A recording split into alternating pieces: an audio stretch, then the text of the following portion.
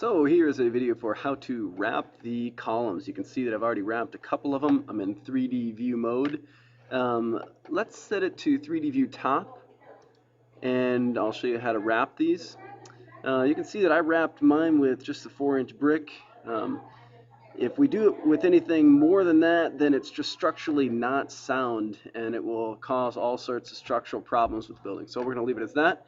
If I go up to this column that has not yet been wrapped, we'll go to this one here. And, ooh, look at how ugly and thick those lines are. Let's go to View and click Thin Lines. Pretty.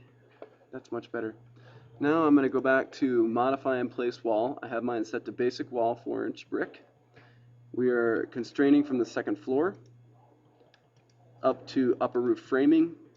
And we need to have a 4-foot top offset so it goes beyond, so it goes beyond the framing material and it sticks up above just like the outside walls do.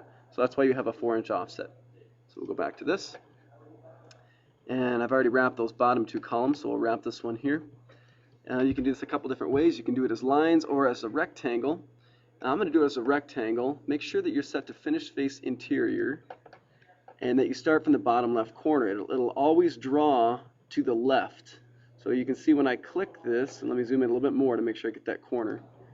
You can see that it's drawing to the wall to the left over here. So we'll zoom out a little bit, hold the mouse wheel in and click and drag, and zoom into this so that I can snap to that corner. And there we go. So it's drawn. Now I have mine set to consistent colors or shaded, one of those. I think mine's set to shaded. That way I can actually see the color of that. It does make it a little bit easier. So I'm clicking the mouse wheel, holding it in and dragging it to get to the top one here.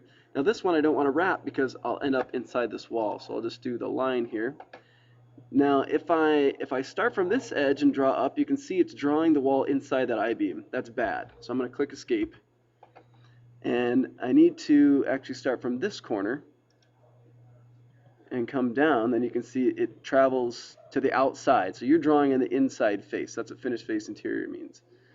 And I'm going to zoom in because it's hard to get the corners unless you zoomed in. There we go. Click to this corner and click to this corner. Now I can see that wall didn't show up. Not sure what happened there, so I'm just going to add it in there. There we go. And that's good. Now I need to use the Align tool to push this wall up to here.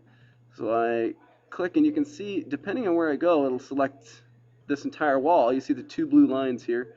Or now it just selects the bottom line. I want to select the bottom line. I'm going to constrain the wall, the brick wall, to this. So click here first, and then click to that, and it pushes it there. Now do the same thing. Click this wall first, and then it pushes it there. Now we should have everything that we need. All of our columns are wrapped. And in normal construction, you would cap this so that that hole is not there. So we'd cap that and put some flashing on it and cap it, and then it'd be all good. So we might do that later on. There is your wrapped columns.